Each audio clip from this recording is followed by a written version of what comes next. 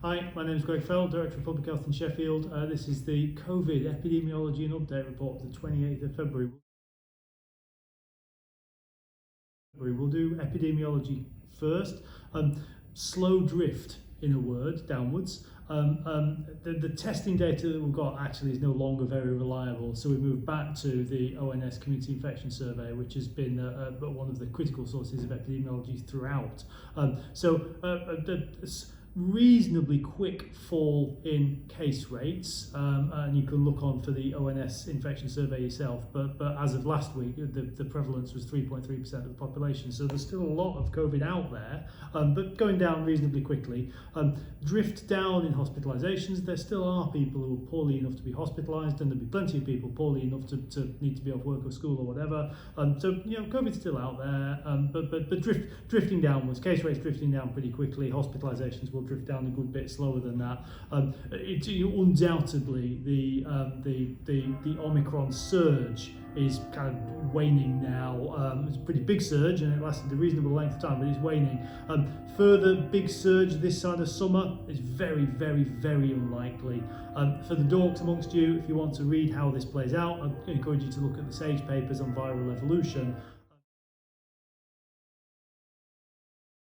So you'll all have heard the Prime Minister's announcement of last week on the Living with COVID plan that was published, 60 odd pages, and I'm sure you've all read it. The key bits is this.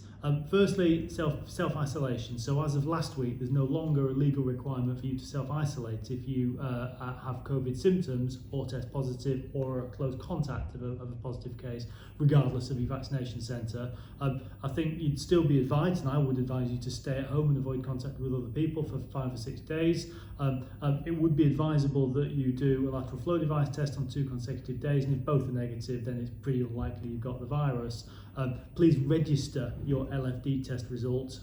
Lots of people haven't registered them, but it's really important if you do an LFD test that you register positive or negative, because it's one of the better ways of tracking the epidemiology. But although you're no longer required by law to isolate, basically don't spread your respiratory bugs around, because there's a lot of other respiratory bugs around at the moment. Some of them are quite nasty. I've had one of them. Keep important from others if you do. Keep away from others if you do test positive or have symptoms, especially if you're mixing with the elderly or those with underlying health conditions, who are those that are most likely to be seriously affected with COVID. PCR testing is changing, and it will change quickly over the next month or so. It's expected PCR testing for the general public will end on the 31st of March, so you won't be able to book a PCR test if you have COVID symptoms from 1st of April onwards.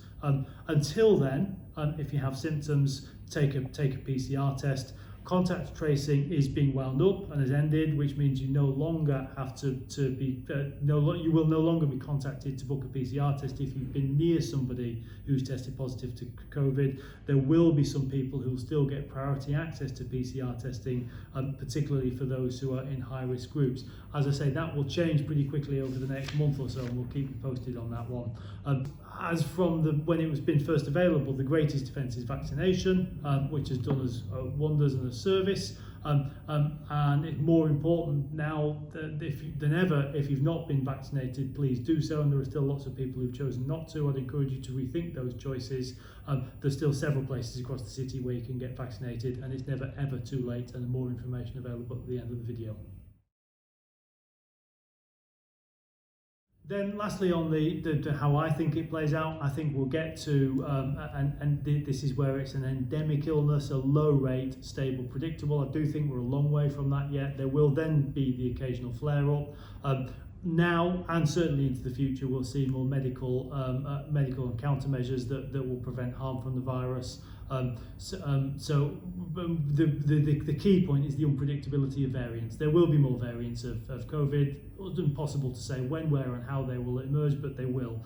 There are 2 extremes in terms of moving forward, 2 camps. There's one camp which is sort of, this is nothing but a sniffle, pull your socks up, get on with life, and the second camp is the government has taken all the brakes off, and we should be in plan B forever. Neither of those 2 is the correct interpretation of the future in my view.